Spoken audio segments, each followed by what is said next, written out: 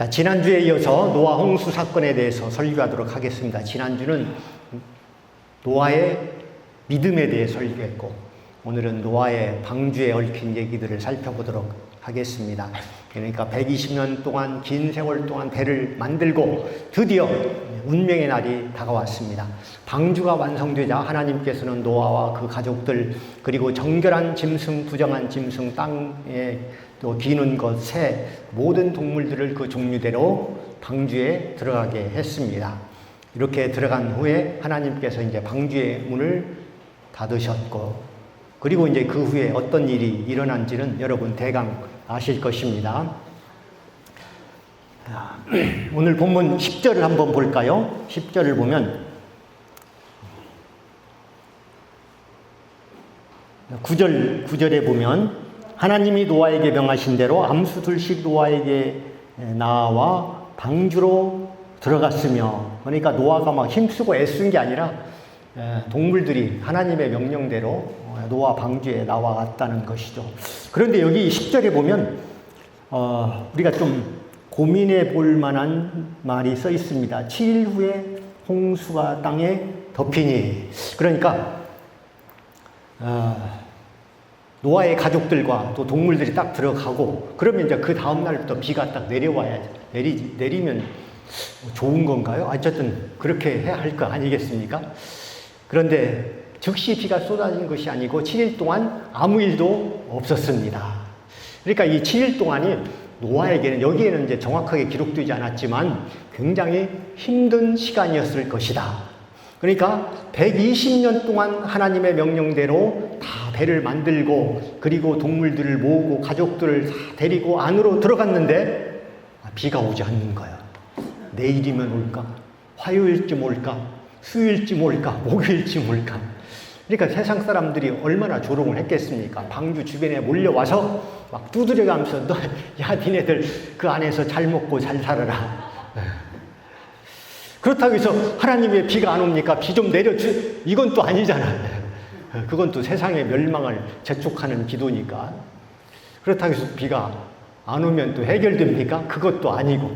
비가 안 오면 120년간의 노력과 예언이 거짓말이 될 것이고, 그래서 상당히 애매한 시간이었을 것이다. 그런 생각 안 해봤죠? 읽으면서. 자, 그렇다면 하나님께서는 왜 일주일씩이나 기다리고 계실까요? 아마도 제가 이제 설교 준비하면서 왜 일주일 시간이나 이렇게 미뤘을까? 상상입니다. 맞을 수도 있고 안 맞을 수도 있고, 아마도 하나님께서는 그 사이에 한 생명이라도 방주 안에 들어오기를 바랬는지도 모릅니다. 그러나 아무도 들어오지 않았고 7일 후에 홍수가 시작되었습니다. 하나님의 말씀은 신실한 것이죠. 그래서 지금 마치 우리의 삶이, 이 시대가 비 오기 전 방주 안에서의 일주일이라고 생각하면 됩니다. 세상의 죄악상을 보면 분명히 종말은 다가왔는데 세상은 아직 화려하게 돌아가고 있거든요. 아직까지는 본격적인 심판의 모습이 보이지 않고 있습니다. 그러나 하나님의 말씀은 반드시 이루어집니다. 일주일 사이에 노아가 굉장히 많이 고민을 했듯이 우리도 성경 말씀대로 정말 종말이 올까? 이렇게 고민할 수도 있는데 고민할 거 없습니다. 그 시기는 아무도 모르지만 언젠가 오는 것입니다. 그러므로 우리는 어떤 경우라도 하나님의 말씀을 굳게 믿어야 하는 것입니다. 그리고 이제 11절에 보면 홍수가 시작된 날을 정확하게 밝히고 있습니다. 노아 600세 되던 해 2월 곧 그달 17일이라. 그리고 40일 동안 비가 왔고 물이 150일 동안 땅에 가득 차 있었고, 그리고 1년 10일 후인 노아 601년 2월 27일에 방주에서 나왔던 거예요. 여러분 집에 가셔서 7장, 8장 한번 쭉 읽어보시기 바랍니다. 성경에 기록된 대로 노아 홍수의 과정을 정리해 보면 한번 올려보세요.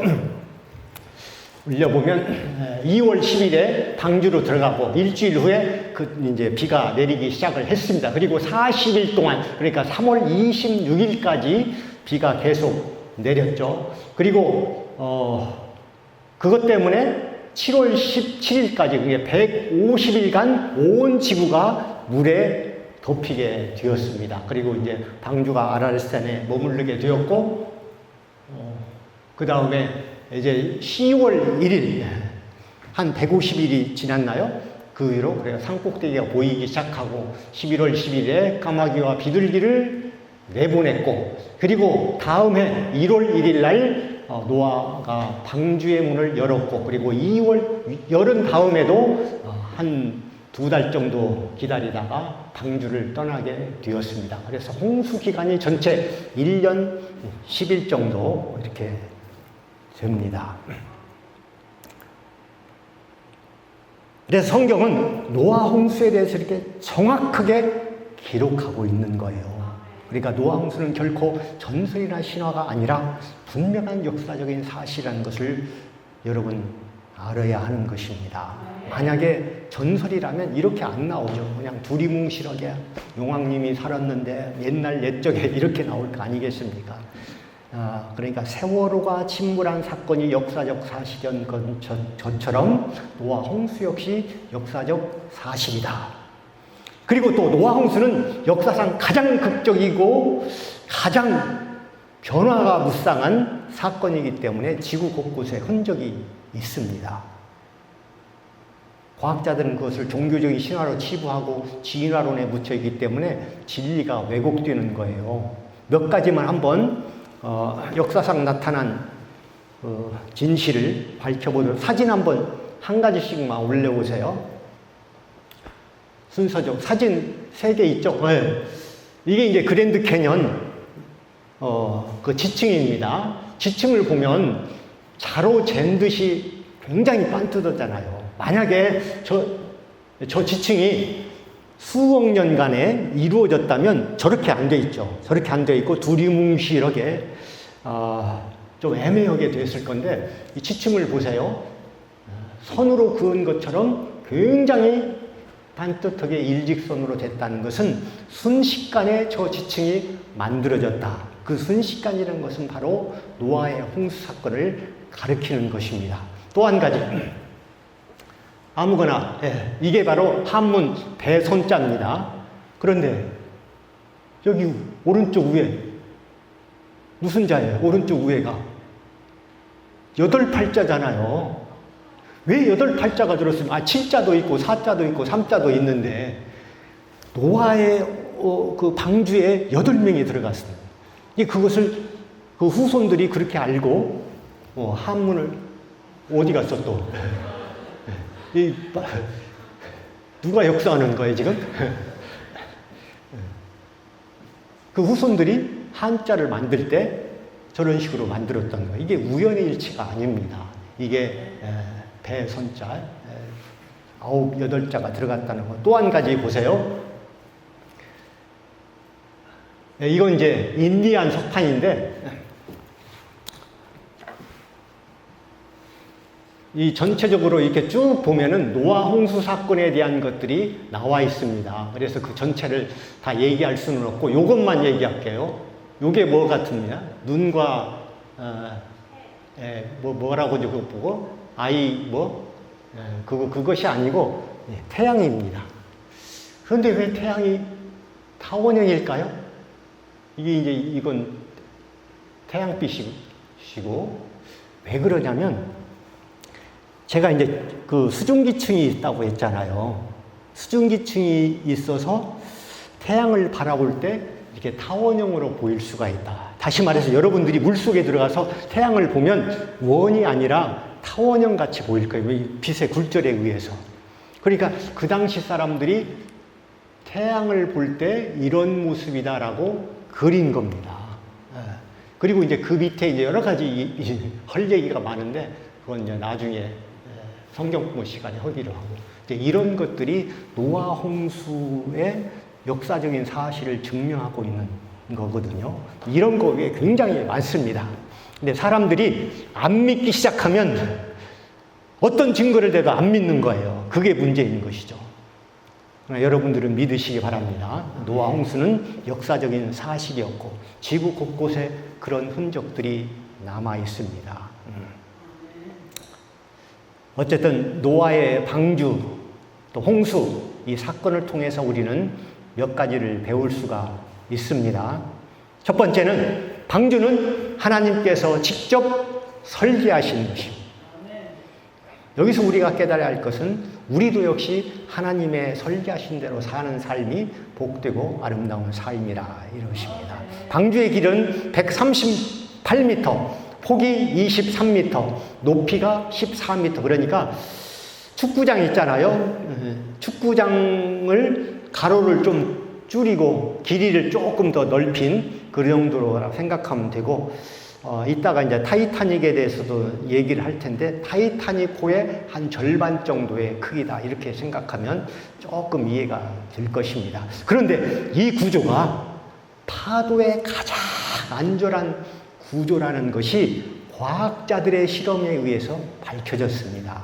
우리가 주장하는 것이 아니고 전문가들이, 그러니까 대덕연구소인가요? 거기서 이제 진짜 모형을 만들어 놓고 시험을 했답니다.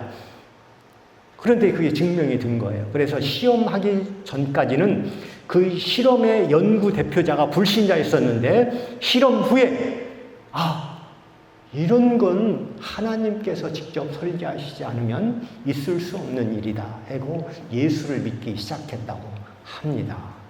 수천 년 전에 배 만드는 기술이나 공학적인 연구가 전혀 없었는데도 불구하고 가장 이상적으로 만들어졌다는 것은 바로 하나님께서 설계했기 때문에 가능한 것입니다.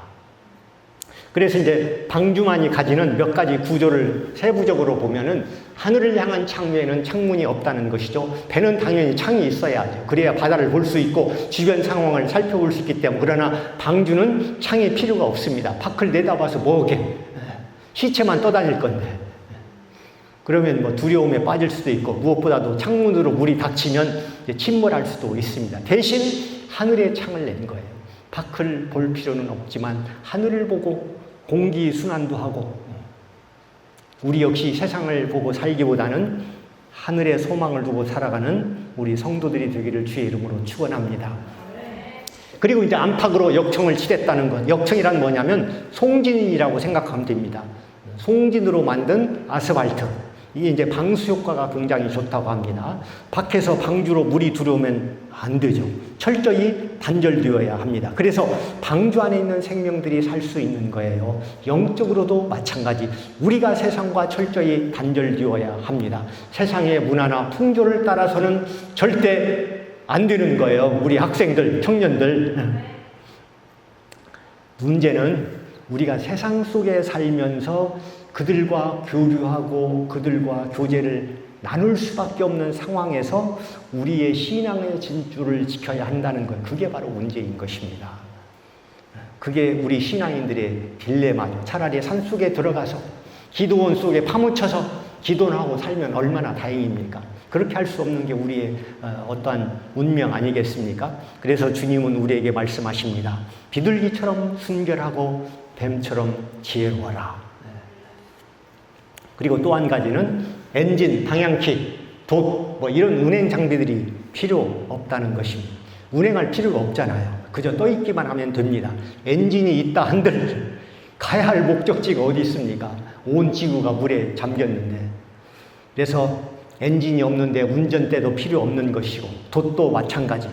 그래서 우리가 어렸을 때 부른 동요가 생각이 나네요. 돛대도 아니 달고 삿대도 없이 가기도 잘도 간다 서쪽 나라로.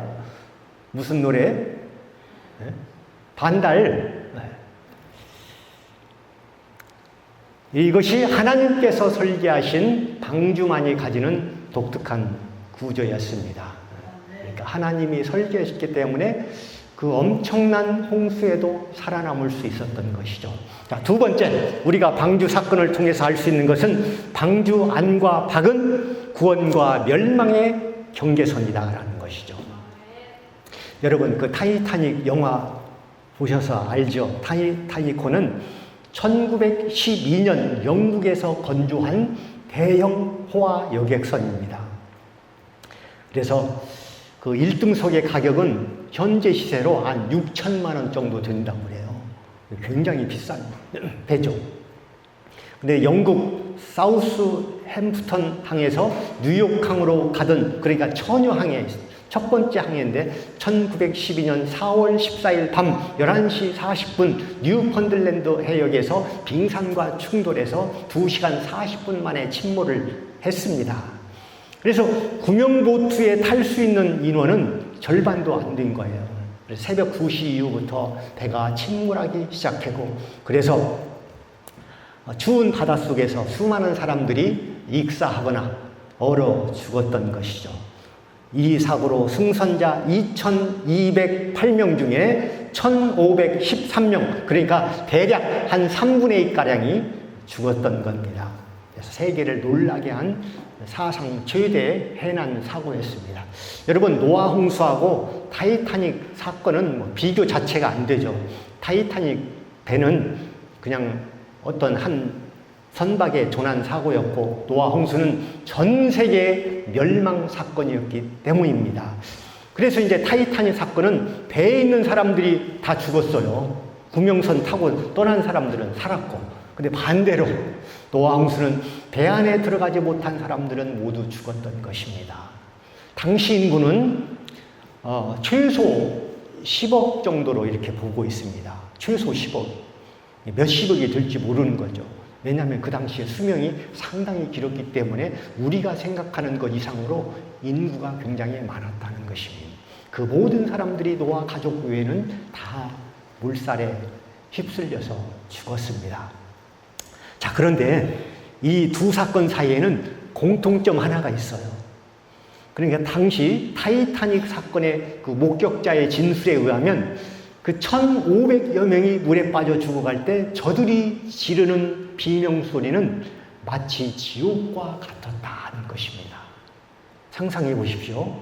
칠흑같이 어두운 바다에서 들려오는 그 비명소리가 얼마나 처절했겠습니까? 그런데 이제 노아 홍수 사건 때에는 1,500명이 아니고 10억 명이 지르는 소리가 전 지구에 울려 퍼졌을 것이다. 그런데 사는 방법은 의외로 간단해요. 타이타닉호 같은 경우는 얼른 구명선에 타면 됩니다. 그러니까 구명선만 충분했더라면 사상자를 줄일 수 있었던 것이죠. 노아 홍수도 마찬가지. 방주에만 올라타면 상황 끝! 승선할 때 여권 검사합니까? 차비 받습니까? 한 가지 조건이 있다면 타라고 할 때 타야 돼요. 비가 오기 시작하면 이미 늦습니다. 비 오기 전에 타야. 여러분들도 주님이 오시기 전에 미리 믿음으로 준비하시기를 주의 이름으로 축원합니다. 자, 세 번째는 온 세상이 혼란 속에 빠져도 하나님과 함께하는 그곳이 곧 천국이다, 이것입니다. 여러분, 방주 안에서 그 노아와 그 가족들의 삶을 한번 살펴보세요. 노아와 그 가족들 그리고 모든 동물들이 다 다루고자 하나님께서는 방주문을 닫았습니다. 이렇게 해서 방주 안에는 노아의 가족들과 온갖 종류의 동물들이 함께 살게 된 것입니다. 가장 문제가 된 것은 무엇일까요? 아마도 맹수들과 함께 지내야 한다는 것이었죠. 그런데 노아의 방주 안에서는 그런 것은 문제가 되지 않았습니다. 모든 야생 동물들이 다 온순해졌던 거죠. 그런 단정을 내릴 수 있는 것은 뭐냐면, 만일 그렇지 않았다면 방주 안에서는 약한 동물들이 살아남을 수 없는 것이죠. 근데 지금 다 살아남아서 자손을 퍼뜨리고 있잖아요. 고양이도 있고 강아지도 있고 다 그렇잖아요. 그러나 하나님께서는 홍수기간 동안에 방주 안에 있는 동물들 한 마리도 죽지 않게 했던 것은 모든 동물들의 야성을 하나님께서 다 다스리고 있었다, 이렇게 볼 수 있습니다. 그리고 이제 먹고 싸는 것이 문제가 됩니다. 여러분, 하마나 코끼리 같은 경우 식성이 대단한 거죠. 또 하마 같은 경우는 배설을 그냥 안 해요. 여러분 안 봤습니까? 배설하면서 막 꼬리를 막 흔드니까 배설물이 온 사방에 퍼지더라고요. 그래서 하마 같은 경우 영역 표시 한 번 하면 온 방주가 하마 배설물 냄새로 배일 것입니다. 자세한 기록은 없지만 아마도 하나님께서는 겨울잠을 재웠을 것이다. 그러면 먹을 일도 없고 배설할 일도 없고. 그래서 이제 북극곰 같은 경우는 그 시절을 못 잊어서 아직도 동면하고 있잖아요. 한마디로 방주하는 에덴 동산의 회복이라고 보면 됩니다. 그 이유는 한 가지, 하나님께서 방주 안에 함께 계시고 방주 안에 모든 생명들을 주관하고 있었기 때문에 그렇습니다.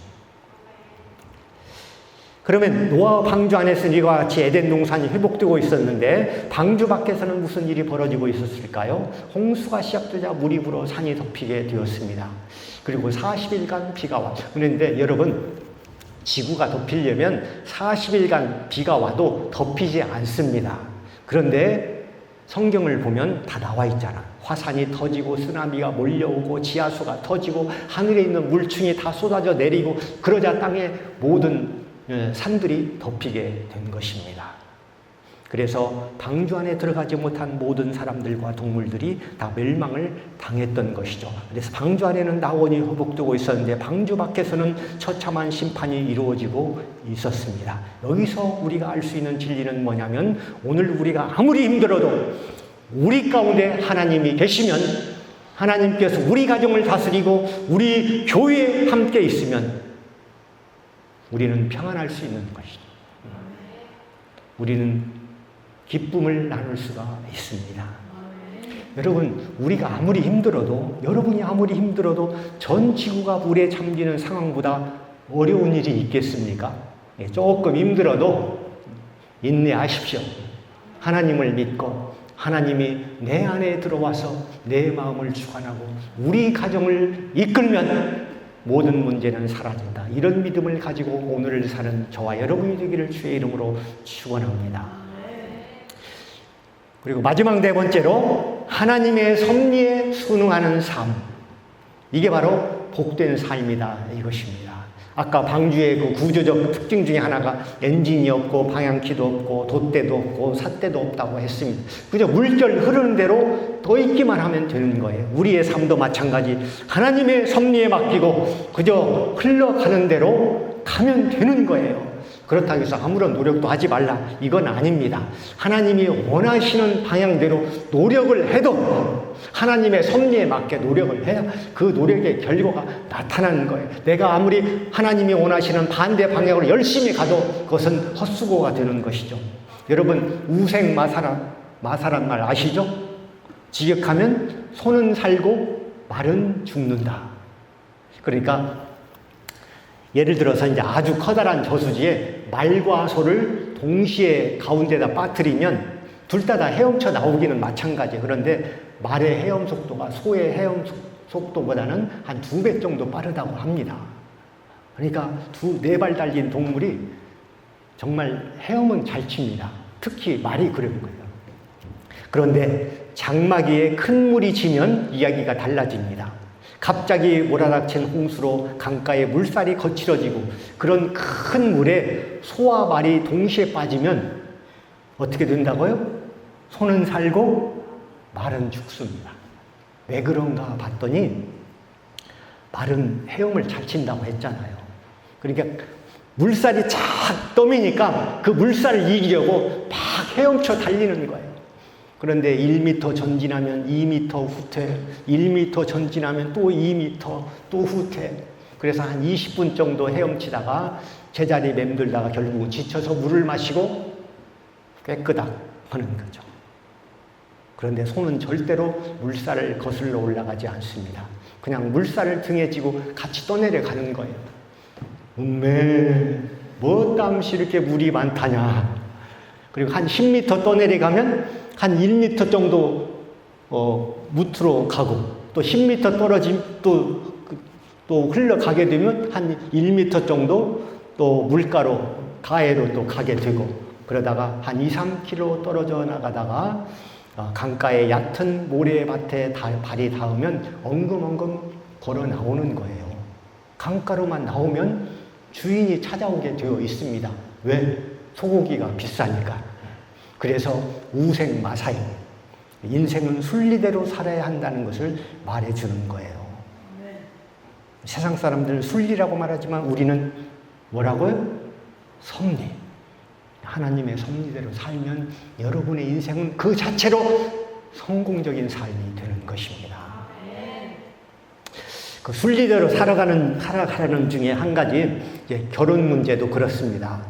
그 서장훈이 나오는 그 뭐죠 그게? 무엇이든 물어보살? 그런 프로 있죠? 네, 있습니다. 그 프로에 39 먹은 아가씨가 나와서 얘기를 하는 거예요. 자기가 결혼을 해야겠다고. 그러면서 39이면 좀 아가씨라고 하기에는 좀 그렇죠? 키는 뭐 176 이상, 술, 담배는 안 하고, 최소 수입이 500 이상 되어야 하고, 경기도에 자기가 주택은 있어야 하고, 외모는 전혀 안 보지는 않는다. 그러니까 서장훈이 하는 얘기예요. 너 들어가. 그 조건이면 절대 결혼 못해.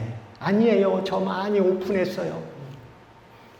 여기에 얼마는 좀 많아요. 제가 뭐 페미니즘도 있고 나르시즘도 있고 얘기를 많은데 노아 홍수 사건 설교를 하면서 그 지역적인 얘기 많이 해야 필요 없고, 자 여러분 20대 중반 뭐 후반이면 그런 조건 내세워도 나쁘지 않아요. 그런데 왜 좋은 시간 다 보내놓고 39에 나와서 높은 조건을 내세우면서 배우자를 찾습니까? 여러분 리듬을 타시기 바랍니다. 파도를 타시기 바랍니다. 그러니까 우리 청년들 지금 그런 조건 내세워도 됩니다. 그런데 시간은 그리 많지 않아요. 20대는 시간이 또 왜 이렇게 빨리 가는지. 그러니까 결혼만 그런 것이 아니라 학업, 취직, 운동 모든 면에서 삶의 리듬을 타고 섭리에 맞춰 살면 그 자체로 성공적인 삶이 된다. 그 얘기를 하는 겁니다. 여러분 때로 인생에 힘이 듭니까? 하나님의 섭리에 맡기시기 바랍니다. 언젠가 술술 풀릴 날이 올 것이에요. 그렇습니다. 여러분 하나님 없이 인생에 무슨 목표가 있습니까? 노아의 홍수 사건 방주에 무슨 목표가 있겠어요? 다 물인데. 그러니까 인생의 성공, 부와 명예 그것을 가졌을 때는 대단한 것처럼 보이지만 그러나 죽음 앞에서는 의미가 사라집니다. 그러나 여러분 별다른 성공을 못했어도 하나님 안에서 하나님의 섭리에 충실하게 살면 아까 얘기한 대로 그 자체로 인생의 커다란 의미가 되는 것입니다. 그런데 하나님의 섭리를 살려면 일단 하나님을 믿어야 돼요. 하나님을 믿지 않고 하나님의 섭리대로 산다? 그건 있을 수 없는 일이죠. 자, 사도행전에 보면 아까 타이타닉 얘기도 했는데 그 바울이 탔던 알렉산드리아호 얘기가 나옵니다. 바울을 비롯한 죄수와 로마 군인 등 276명이 타고 가다가 유라굴라라는 광풍을 만나서 배가 좌초된 사건입니다. 그런데 그 사건과 매치되는 사건이 있으니 세월호 사건이죠. 세월호에는 한 400명쯤 탔다가 300명 정도가 목숨을 잃었습니다. 그러니까 세월호는 최신형 장비에다가 풍랑을 만난 것도 아니고 육지가 보이는데도 불구하고 거기에 좌초됐는데도 300명이 희생이 된 거예요. 그런데 바울이 탔던 알렉산드리아호는 옛날 돛담배에 불과합니다. 그리고 거대한 풍랑을 만났어요. 그것도 바다 한가운데서. 여러분 비교가 되잖아요. 그런데 어떻습니까? 세월호는 300명 정도의 젊은 학생들이 희생을 당하였고 알렉산드리아호는 전원 무사했던 거예요. 바다 한복판에서 태풍을 만났음에도 불구하고. 왜 그렇습니까? 어떤 차이가 있어서? 세월호는 무능한 현장이 있었고 알렉산드리아호에는 하나님의 사람 바울이 있었던 것입니다. 여러분 평소 때에는 믿음이 잘 보이지 않아요. 영적인 지도자 별로 의미 없게 보입니다. 그리고 영적인 지도자가 나서도 세상 사람들 별로 관심을 갖지 않습니다. 그러나 정말 위기의 순간이 오면 영적인 지도자 위에 우리의 운명을 바꿀 사람은 없는 것입니다. 당시 바울은 굉장히 어려운 상황이었어요. 바람이 불고 파도는 높고 배는 만시창이 되었고 백부장, 선주, 선장 다 두 손 두 발 들었고 과연 내가 살 수 있는 건지 죽는 건지 불확실한 상황이었습니다. 그럼에도 불구하고 바울은 믿음으로 외쳤던 거예요. 염려 마라. 하나님께서 여러분들의 생명을 살려주신다고 했다. 그리고 내가 있잖아. 결국은 다 살게 되었던 것입니다. 자, 결국 노아의 방주는 노아의 신실한 믿음을 통해서 노아의 가족들이 다 살게 되었고, 알렉산드리아호는 바울의 믿음과 바울의 사명 때문에 역시 바다 한가운데에서도 전원 모두 살게 되었던 것입니다. 여러분, 하나님을 향한 믿음을 가지고 하나님께 모든 것을 맡기고 살면 어떠한 상황에서도 우리의 생명을 살고 우리는 영원한 생명을 얻고 하나님 안에서 이 땅에서도 하나님의 축복 가운데 살 수 있다는 것입니다. 이런 믿음을 가지고 사는 저와 여러분이 되기를 주의 이름으로 축원합니다. 자, 이것이 바로 노아의 홍수 사건에서도 우리가 살아날 수 있는 방법, 하나님의 축복 가운데 우리 이 아름다운 인생을 만들어갈 수 있는 비결인 것입니다. 기도하겠습니다.